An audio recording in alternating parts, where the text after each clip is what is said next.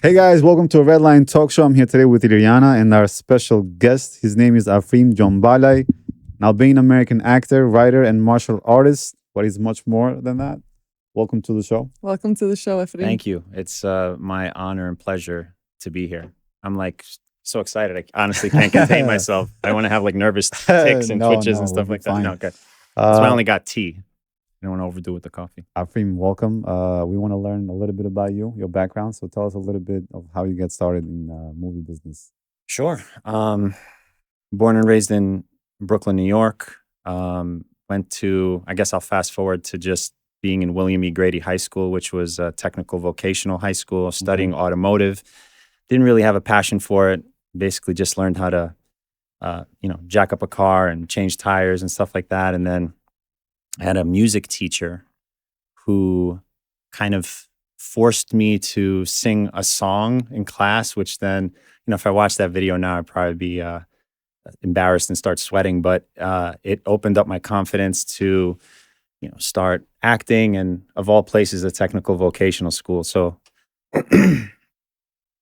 I started acting there, did plays. From the plays, just kept going. And that's where kind of it all started for me, is the theater, musicals actually. Originally from Albania, what part? My family's from Montenegro, so Kjavargusi, Very nice. southern, essentially northern Albania, right by the border, greater Albania. Yes. And tell us a little bit about the industry itself, right? Because are there? I don't think there's a lot of Albanian actors out there right now. Currently, very few. There are. I mean, I know that there are. Maybe not as famous or as well known, but there's a number of actors really very talented. A number that I've met on social media.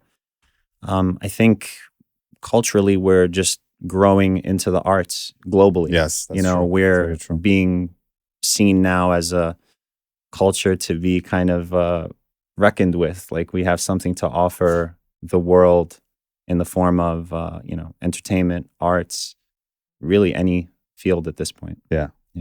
You appeared in Ramy, Daredevil, two totally different shows. Yeah. Tell us experiences of those and how do they differ?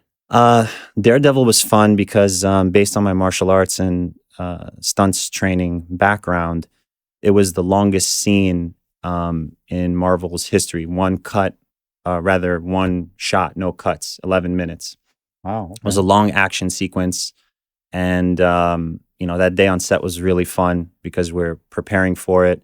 We had 4 chances to do it because the just exhaustion level of everybody would be so high after 4 takes. It'd be kind of not worth it to go any further than that. So we did it multiple times. The 3rd take, I think everyone realized we nailed it. They reviewed it, and then that was it. So we did it in 3 takes, this 11-minute, one-shot action sequence. And that must have been exhausting. It was, but it was a lot of fun. Yeah. And then Ramy was just fun. I don't know. I don't like to pigeonhole myself. That's why I kind of like jokingly say I'm a jack of all trades. Yeah. I try to do anything that, some people want to brand themselves as one thing. I really just want to be open to different ideas. The reason I do this is to just express myself honestly, because I think culturally, the men have a difficult time expressing themselves. So I found myself in the arts and wanting to express these experiences I've had in my youth. My father passed away when I was very young, when I was 5 years old. And my family, unfortunately, was kind of isolated, so I wasn't really around my culture as much. Right. So when I found acting and the martial arts, both ways of expressing myself, it really helped me to get through those very difficult times of my youth. So I guess long-winded answer of saying just if it's comedy, if it's drama, if it's martial arts, I want a piece of all of it. So you're a 2nd-degree black belt, right? Mm-hmm. In the karate. Yeah. Tell us a little bit about that. I grew up watching martial arts movies. So like I said, in my youth, Brooklyn at that time wasn't the Brooklyn of now. And so I was home a lot, to avoid, trouble in the streets. And I'd watch martial arts movies, Bruce Lee, Van Damme, any of, all those movies where to me it was like the altruistic hero was doing the right thing and fighting to save the day. And I just always wanted to train martial arts. We weren't able to afford it when I was younger. So when I became 15 is when I started training in karate, eventually getting into Brazilian Jiu-Jitsu and other martial arts. But it's kind of an inseparable part of my life for me.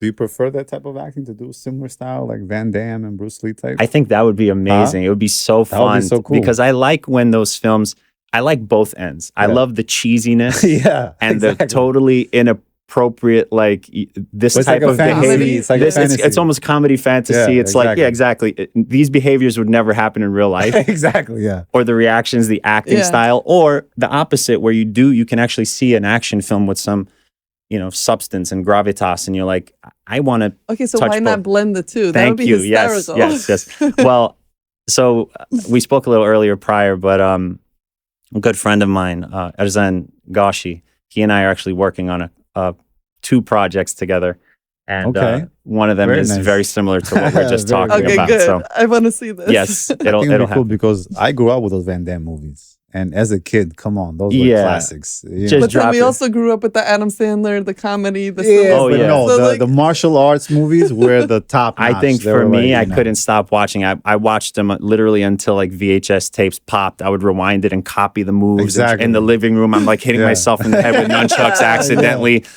And my mom's like, Afrim, I hear me. Are you okay? And I'm like, yeah, because I basically crack my head and I go, oh. And she's like, you okay? I'm like, yeah, Mom, I'm fine. But if you got hurt, then they would say stop doing that. Yeah. Then I get hurt worse. Do you have a preference on acting versus writing,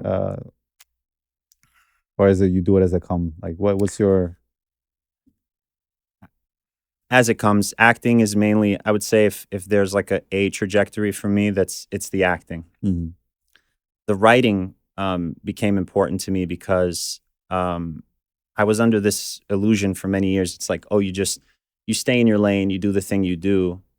But as an actor, I want to be able to create projects for myself too, or I want to express myself, whether it's writing poetry or a story or a screenplay. So let's say acting is the A trajectory, but anything that allows me to kind of express myself, tell the story, that's what I want to do. Yeah. So I know we're going to talk a little bit because you do comics as well. But before I get there, I want to talk about the movie business, right?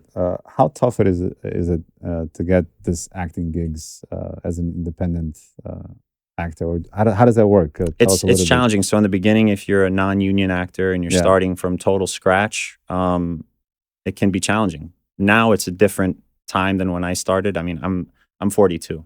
So when I was just starting, it was a different industry. Now you literally can create your own stuff. There's no one stopping you from creating something, other than maybe your own, self from maybe feeling embarrassed or fear of whatever. But you create stuff and you put it online and you develop your skills. Do you audition to get you parts would always audition. You would find out. So you'd go to something like Backstage or Actors Access, these places online, and you'd look for auditions, or you'd find out about an audition. You'd physically go there. Now it's a little different because you can tape auditions and send them into casting directors. Are there any Albanian producers, directors in this space? I'm sure there are. I've worked with some. I'm trying to, expand my knowledge of who these people are as well, because I want to be a part of the community that you're also trying to create here. Because like I said, I felt in my youth, I wasn't really connected to the community that in a way that I would have liked to have been. So now as I move forward, that's really my big goal, is to do that and kind of do it with open arms and connect. Do you think you need to go to Hollywood? No, you can do it from here. You could do it from here. It just depends on where you want to be, what you want to do. The industry is wide open at this point. Yeah. If anything now, I try to get back to that answer. So when you're non-union and you're just starting, you don't have representation, you don't have an agent, you don't have a manager. you're kind of going through the forest with a machete. You're just trying to find your way and like, hey, where do I go? What direction do I pick? And then eventually, when you're doing a project and maybe you have an agent or a manager, you become a union actor through SAG-AFTRA or Actors Equity, which is for the stage. Now you see this ladder and you're like, okay, now I have to start climbing this ladder. Nice. So that's kind of my analogy for those two spaces. The first one's a little bit all over the place unless you have a very specific goal of what you want to do. Are you working on like independent project or film that you specifically are part of? Yeah, I mean, there was a project I did recently. It was my first Albanian-speaking project, Albanian-American. So basically, it was like a project about a restaurateur wanting to open the space after years of working hard in the industry. It was produced. One of the producers was Valjan Nikci, and his sister Vlora was an actress in it as well, producer, writer. So, you know, there's so much. I feel like I get like tangential because you want to just like say everything that happens, but then it's very easy to forget. Like, we worked on this a few months ago. It had premiered. That's one project. I have another 2 projects I said with Erzen Gashi. That's hopefully going to come up soon. And then a project that I'm working on now, which shoots at the end of this month, called The Box. It's based on a true story about a family navigating kind of grief and joy at the same time, because this character, Charlie, who I'm playing, his daughter is just born, and then he finds out that has a terminal illness. Oh, okay. So he has to deal with kind of the real life situation. The real life joy. So for me, it's the first time of being able to play something. What kind of genre do you typically like to focus on, or like what's your? I love comedy. I love silliness because growing up, I just love making my family laugh. You know, that was always like to kind of ease the tensions of the difficulties of life. But you know, I like these types of projects too because I would like to be seen for my range and the things that I can do. So. We'll see. But comedy's always the best. I mean, come on, Jim Carrey, you know, Liar Liar, those types of films. I grew up on those, Ace Ventura, you know. Yeah, exactly. You're the creator of The Legend of the Night Owl, which was inspired by your mom. Mm-hmm. Can you tell us about the story and how her life shaped this character? This is pretty cool, by the way. Yeah. And like, you can see her mom right here having a coffee. Yeah. So it started as a story that I was jokingly telling my niece and nephew, because they would always ask, why does grandma walk with a cane? And the story I would tell them, I said, well, you know, she walks with a cane. It's like, you can't tell anybody, but she used to fight crime in the 70s and 80s. She was a vigilante and she'd fight the street gangs and this, and they would like, what? Like, oh yeah, no way. And I'm like, yeah, but you can't. I was like, you can't tell them. And then every week I would give a little new element to the story and change it and update it and all that stuff. And how old are they? Oh, now they're freaking in high school and teens, but this was years ago because this started as like something that I jokingly would tell them when they were very young. And then it developed into a story, which then over COVID, I had kind of decided, you know what, I want to write this. I want this to be a comic and put it out. And that's issue 0 and 1 right there. So is this like our first comic book for the community? Maybe. I mean, I haven't seen anyone else. But you're not wrong. Your mom is a superhero, especially, you know, you lost your father at such a young age. Your mom had to be everything. Yes, and that's kind of the, you know, I didn't want to get into the pain of the reality of it, but she was a cleaning lady when she was pregnant with me. Yeah. And because she couldn't communicate and speak to her needs, she was working as she was pregnant. She injured herself.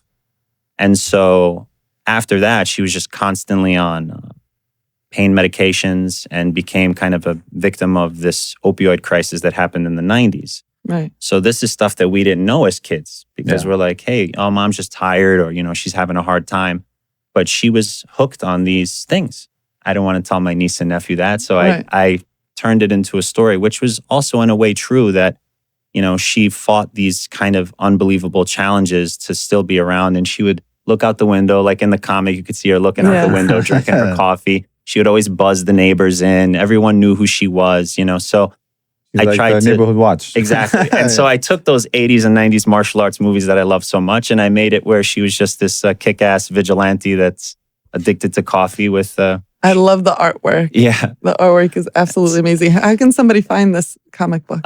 You go to Legacy Comix with an X.com. I'm sure you could put it in the show notes, but yes, we will. Yes. Or any of the social media that I have, it'll be in the link there. You could find Very ways nice. to support. Yeah. You know what I'm thinking? I think this is such a cool idea that you can do this type of, I guess, additions, but do different stories that kind of talks about our Albanian culture, right? The things that we went through, the war and the transition in the 90s. You can make this actually a legit thing where you can pick a story or pick a timeline in our culture and then formulate that into a comic book. It does tie into the kind of communist era of Albania and...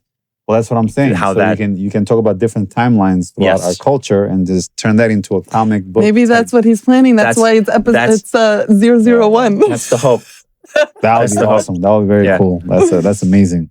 Yeah, I love it. I think it's just as any way that we can express ourselves as a culture. Because I think for so long, even talking about kind of communist Albania, like there's a weird thing that like I think we. Like most cultures that have suffered some form of oppression, we suffer from an idea of scarcity amongst each other. We feel like we can't, that if you have, I can't have. Right. Because somehow it takes something off the table. Versus everyone can have. It's like, law of the jungle or survival of the fittest versus law of the farm. Like we can do more together as a people, as a community, than if we try to like, take away from each other. That's an interesting point because we talked about that earlier in another episode. Do you think that's because of our culture or is it because the actual environment that we're living in? I don't think it's inherent in our culture. I think we do have some level of tribalism because we've had that through the cultures, you know, like different Albanian tribes. But ultimately, I mean, it's been said a number of ways. I'm going to paraphrase it, but like, you know, culture before religion, or our culture is like the central element of who we are and our identity. I don't think that it's inherent in our culture. I think it's a byproduct of oppression. I think it's a byproduct of being a people that are a diaspora.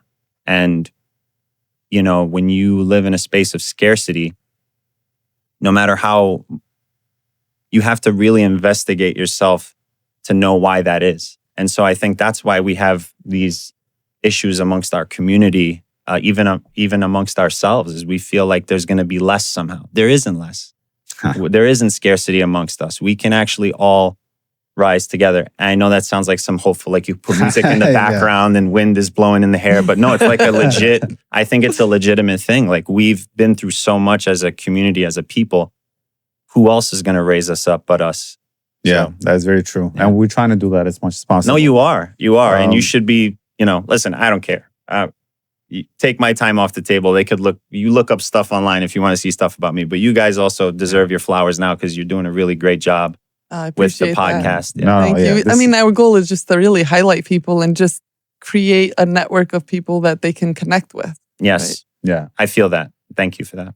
And it amazes me. We have so much talent within our community. You just like you said, that we try to fight within us versus trying to work with us, with each other. And I mean, that's a work in progress. I think we never had a chance to really express it. Like there was some golden era of cinema. I was going to ask you a question about that because I feel like we did have a golden era in cinema. I mean, unfortunately, it was during the communist era, but think about what they did, what they were able to produce with the technology they had back then and everything. They're still playing those movies. And they're still playing those movies, and they're actually pretty good quality if you know. And the message is there and the story is there. You don't see that anymore. I feel like the whole cinema industry kind of fell off since communism.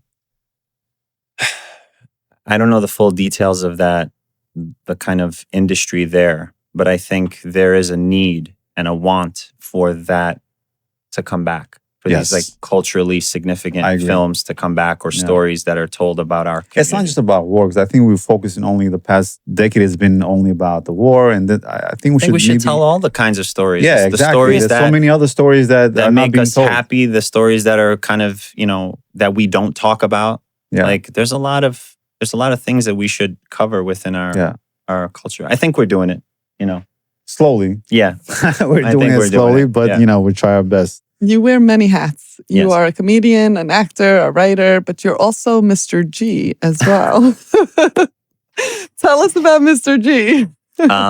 So yeah, I started as a substitute teacher in the NYC DOE last year, just because I felt like I could really work any job to make money, but I wanted to do something that felt important because I came up in the New York City public schools and in Flatbush, Brooklyn. So I decided, let me go to a school in Flatbush, Brooklyn and work as a substitute. And it's some of the most fulfilling work I've ever done. It's some of the most heartbreaking work I've ever done because you see that there's still, it breaks my heart to know that the need that is happening now was the same when I was a kid. And I'm like, how didn't the system get better? If anything, it got worse. Which that breaks my heart because Like, you see these kids, in some ways, and really I used to have this kind of ill thought belief that maybe, the teachers don't care so much or whatever it is.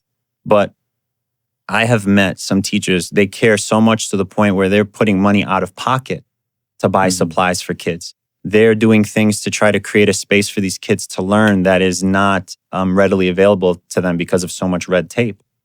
It really opened my eyes to the importance of that. And look, I'm an actor, I'm a creator, I'm somebody who is in the kind of space of creative expression. And I think teachers should be paid more than actors. I think they're the ones ushering in our future generations, in a different space of education. But I love the work. I mean, I could go on and ramble. Sometimes you got to rein me in. What's the grade that you teach? I've taught literally from 3K all the way to 8th grade. Okay. Oh, wow. So what do you teach them? What subject? Mainly English or okay. art. Okay. And I try to do it in a way that's kind of creative and fun and gets them on their feet a little bit so they're not feeling stuck in their chairs and seats. And it's tough with the devices now because... I was going to ask you, how do you see technology playing out with this new generation of kids learning? I feel like the devices bring down the creativity. I think so, because it's just a dopamine hit. It can these kids are semi-exhausted and who knows what personal lives they're living outside of school. So when they come there, if they have those things, they're just the exhaustion level that I've noticed in kids. I'm like, how are you so burnt out at such a young age? And it's because they have access to anything and everything, good, bad, and ugly and beautiful on this little device that's in front of them. So I think it shouldn't be in schools. I agree. I think it should be utilized as a tool. I don't even think it should be used in parenting. I hate to say it. What do you think is the appropriate age to have for someone to have a phone? Because that's the question that a lot of parents have to deal with. There's this program I saw called Wait Till 8. So wait till 8th grade for them to have like smartphone devices, not access and like they can learn how to use it, but really being diligent about the time that they spend on it, because you're basically like frying their brains at a young age. Like, could it be break out my double canes and it's the old man talking about technology? But no, I don't think that it's. I don't think so. No, it's like any tool. You have to learn how to use the tool. I don't blame the 2 Reese's cups that I want to eat all day long for me gaining weight. It's I think it's the phones, but also the parents and the teachers, and how do you allow that to be a tool that they can use but not abuse? Right. You also do stunt level work as well in acting. Is there somebody that you were doing some stunt work for that we may know? Yeah, well, mainly in the Daredevil episode, I also I went and studied in Atlanta at Los Angeles stunts training. So even though it's in Atlanta, it's, that was the name of it at the time. And we did high falls, 40 feet plus onto an airbag. You just jump and do these things called suicide falls, where you stare up at the ceiling and you basically fall into an airbag. You get lit on fire. You get hit by cars, all that stuff. Yeah, so maybe that's the crazy Albanian side of my brain. You know how they would always say that. That's so funny when I was a kid. Did your mom know you were doing those things? I didn't tell her fully. Sorry, Mom. But yeah, that was always the thing people used to say. They'd be like, "You're Albanian? Oh man, you guys are crazy." I'm like, I guess we are. Exactly. You also have a podcast. What is this? On the Artist Dojo podcast, you talk to other creatives? Yeah, I Started a while back during COVID, which I think a lot of people started stuff during that time and tried to express themselves. And basically it's to talk to artists about how they navigate a life in the arts. How do you pay the bills? How do you do these? You know, because everyone has this assumption, you're an actor, or you must be loaded, or you're doing really well. But no one talks about like the career actor who, you know, every other job that you take is leading to that goal of acting or producing or creating something. So you have to have other skills in order to do it. And I think talking to people and asking them those questions of like, hey, how did you pull it off? Were you ever close to just calling it quits and hanging it up, or things like that? Those are the questions I wanted to ask, because if I could give the 19-year-old Afrim some thoughts and save him like 10 years of pounding the pavement, of figuring out the industry, that's what I want to do with the podcast or any conversation I have. Yeah. So let's ask you, did you ever have a point of your life that you want to call it a quit? Once or twice is very close, but not because I don't love doing it, but because I felt like it's just it can be so burdensome. I think there are so many people that are like, oh, I'd never quit. And I haven't. But there have been nights where, you know, you go to bed and you're like, let's see how I feel in the morning. And then you wake up and you're like, all right, here we go. Let's try again. You can't stop, and you just keep going, because I think I grew up watching movies, and those movies helped me. And if what I do,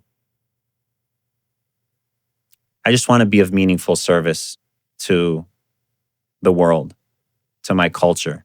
If my acting helps people in that way, and it could be the corniest little, you know, guest appearance on a show or something like that, it's just, it will make me happy. Because I can do it. I mean, listen, if I did a corporate job 20 years ago, I could have climbed the ladder and been all good and all that stuff, but I just wouldn't have felt spiritually fulfilled in that way. Like, I know what my calling is. And no matter how difficult the road gets, I'm on it. I can't get off the ride now, you know? I like that. Yeah. Well, what's next for you? What's coming up? What's next big project you're working on? You want to tell us? So that one project I mentioned, The Box, where I play the character Charlie, that one's going to be huge for me as an actor, because I feel like it's the first time I get to be in a space where I'm closest to myself. I'm not doing a voice. I'm not doing an accent. I'm not, you know, doing some physical action or something like that. I'm just, you know, playing a human being that's dealing with some challenging aspects of life. And I'm really excited. Is it drama? What is it? I would say probably dramedy. You know, because it's like a family dealing with grief and all that stuff. So you know how life can be sometimes. One moment you're crying, next moment you burst out laughing. And it's a series or a movie? This is a short film, Short film. Very nice, very nice. Hopefully we get to, I can't wait to see it. Yeah, thanks. Do you try to represent Albania or the culture at all throughout these projects? I mean, I make it well known to people, you know, who I am. If they're curious, oh, what's that last name? I'll be like, Gjonbalaj, like jambalaya, like the stew. It's Albanian, you know? And then they'll be like, oh, well, where's that? And they'll ask questions and just kind of creating curiosity for people to know, We're seeing more and more like references about Albanians in like Netflix series or movies. Yeah.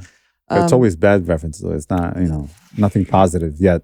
I haven't seen. We can be a good, diverse bad guy, you know, because we got some cultural stuff, which is fine, you know, that's how they write stuff. But I think we have to take it upon ourselves as creatives to express the full diversity of our culture. Yeah. We have such beautiful aspects. I think they're stuck on this whole mobster type lifestyle and the drugs and all that. I have my own thoughts on that too. There's like, the first kind of generation that, I mean, it took me a second to come to it, but like the first generation that came here, I have family members that legitimately, they didn't have a choice but to be on the streets and to do things that weren't great to survive, right? We're not the only community that's not our only story. So now when people try to like play this character of like, oh, I'm gangster. Like, listen, you have both your parents.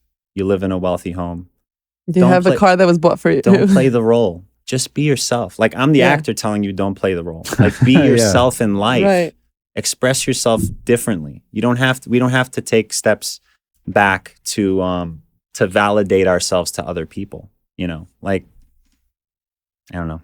It's a whole long-winded thing. We'll come back in part 6 of the episode in the future. How do you think mental health plays a big part into what you do on our daily lives? Yeah, something I do want to say. So about a year and a half ago, I had a really difficult time. So mentally, emotionally. Okay. And, I was dealing with big shifts in my life. Had gotten out of a relationship that was nearly 15 years. Okay. Right? So not to get into the details of that, but I thought, man, that this is like one of the worst experiences of my life. Then, in October of last year, my grandmother passed away. And I thought to myself, I was like, wow, I thought I knew what loss was. But this experience let me know, like, because there's really nobody who's going to love you in that way that's so unconditional. Yeah. And just, they want your success more than they care about their own successes or life or anything like that. So it really put me in a space where I wanted to connect with my culture, because I know that life, it's like this. Fast, yeah. And I guess I say that because I just want to be a meaningful contributor to our culture, to tell our stories. I only want to do projects that are meaningful. I don't care if I'm famous. I don't care if I make money. I don't care any of that stuff. I just want that if the next generation sees my life, that maybe they can say, hey, this guy had some grit, some perseverance, and he pushed through a lot of the things that maybe would have taken out other people. And we have that inherently in us. That's why we're still here as a culture right now. Yeah. So, if you're going through a really tough time, you're not alone. You have people. You have people that you don't know that, could be there. Shoot me a message. I know it sounds weird to say, but I'm on social media, so that's say what I hi. did. I just shot you a message. I was That's like, hey. Yeah. So I don't know if that's. Do you think about doing that? Maybe as another, I don't want to say venture, but something that you want to put some time into. Maybe be a mentor to people that are going through issues. I'll do the best I can. If somebody reaches out, what's funny? I think because I'd gotten into transcendental meditation as part of my screenwriting program that I did, the David Lynch screenwriting program. And learning that really helped me and settled me, because I think life moves so quickly that with this, you take kind of 20 minutes twice a day. You sit down, close your eyes, you meditate. And then when you're done, you feel kind of like refreshed, like you recharged your battery, There's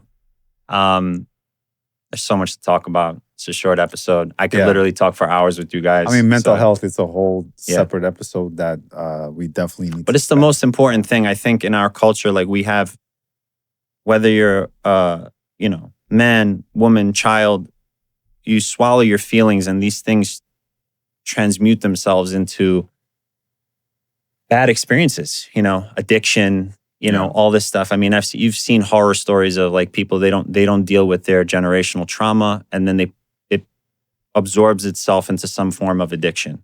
Right. Addictions break up. Passed on too. Passed on, breaks up families. Yeah.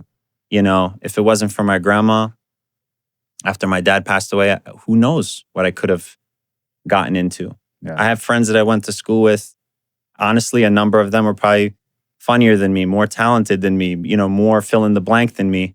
And they've now since passed or have been killed, to be perfectly honest, because that's what that time was.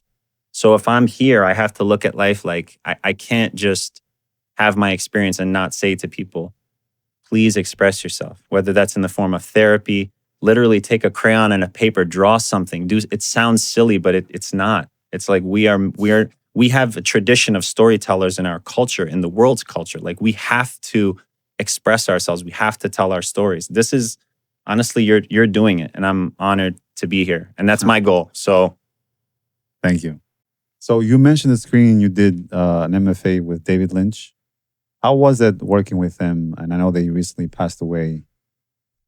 Yeah, it was a profound, honestly, experience. He was a a big part of the class that we had. He would do these Zoom kind of check-ins with us and ask each of us to, spend some time and ask him a question. And his whole life, he'd gotten into transcendental meditation, and for 50 years didn't miss a meditation twice a day, 20 minutes twice a day.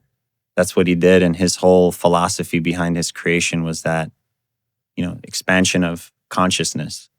It was a really, really beautiful experience. He would talk about, being on the set of, let's say, Twin Peaks and going away for 20 minutes, meditating, coming back with a scene just from that meditation, like total, unified field, subconscious consciousness, write it on a napkin and give it to an actor. And then they would, perform the scene. And he just believed in catching ideas. So basically, if an idea comes to you and it comes into your gravity, it's kind of asking you to create it. And if you don't, and if that thing doesn't get created over a space of time, eventually it just goes out of the gravity and goes to someone else, because now this idea wants to come to life, So that's one of the... I tend to do that. Whenever an idea comes, I just grab onto it and I just spit it out and then I just run with it. Otherwise, I just lose it. If it comes to you, it's meant. It's meant for you to create it. Yeah. Do you think that everyone has a creative side of them, and those who think they don't have, it's really just their light is dimmed because of the noise all around them? I think that's definitely one element of it. I think we are all naturally creative. Like when we're kids, we're babbling and making stories and saying that, a wolf came from the sky and he jumped on my back and we flew to the moon. You're like, what? When you hear kids say stuff, you're like, where is this coming from? And it's because we naturally are creative and we're tied into these spaces of storytelling and wanting to express ourselves. And I think when it's the best is, especially I see this sometimes with my students when they start telling stories, I'll be like, oh, really? And then what happened next? And they'll keep going and it allows them. Or I'll be, can you draw me that? Can you draw me how you feel? Oh, what's your favorite food? And I'll give them crayons and I'll tell them to draw, because this is helping them to normalize expression. Right. We need that. I think all of us, not just we as, Albanians, but just everybody needs that. Yeah. So Afrim, do you have a special lady in your life? Hold on a second. Hello? Sorry, I gotta go. I'll be right back. No, I don't. Actually. But period. No, I don't. Period. That's it. All right, so we have another. No. But that's not it. I'm just saying that I'm answering your question. I don't have anything to add on top of that. We have another single one on our No, but do you have show. any preference or not really? I think I am more in my life now just pulled towards my culture. I would like to find someone that is a, nice Albanian woman. Not necessarily like traditional, Nusa in that sense, where I want non-traditional. You can have both. There are people, I've met people who have the ability to be both. I love being a Nusa. Yeah, which is fine. It's fine. I mean, it's what. Okay, here we go. Let's really get into it. Red line talks. We're really about to get into it. So what do people want out of a relationship? Do you want a partnership, or do you want to have some kind of power struggle to see who's whatever? Right. Is it a pendulum swing because you maybe had bad experiences in the past and now this person you're with is going to suffer your experience? It's like, no. Because of everything your has to be brand new. Yeah. So we have baggage, we have experiences, we have things, but this brand new person has nothing to do with that. Right. I agree. You have 100%. to navigate it together and help and be thoughtful, be communicative. But I'm also, listen, I'm at the halfway point. Am I making it to 84? God knows. But I don't have any time to play around. Yeah, I'm not going on the apps. I'm not doing the gamified dating, swipe this way, swipe that way. Listen, if I meet you in the real world and it's great and you're a good person, fantastic. We can go from there. But I'm not playing these kind of like... I like that. Listen, if you want the Mercedes-Benz and popping bottles and all that stuff, I'm not your guy. Yeah. With a little bit of help, we'll make it work. We'll see. We're going to find our first couple from Red Line Talk Show. We'll see. Afrim, thank you so much. It was a pleasure to talk to you and hearing more about your background. I'd love to hear more about your projects in the future. I want to see more comic books. Okay. Maybe you can do a comic book about Redline talk show. That would be cool. I'll throw it in the story. Yeah, throw in the story somehow. But we'll definitely thank you for that. I'm definitely going to read it, and I'm very excited that we have someone like this, something like this in our community that we can. I'm super excited. Thank you both so much. I hope I didn't ramble too much. I'm an excitable guy, so it happens like that. But yeah, this is a real honor to be here. I think you're doing a fantastic job of creating a space where, Albanians can tune in and feel connected, to the culture and to the conversations that are happening here. So thank you both very much. Thank you. Thank you for coming. Bye. Bye.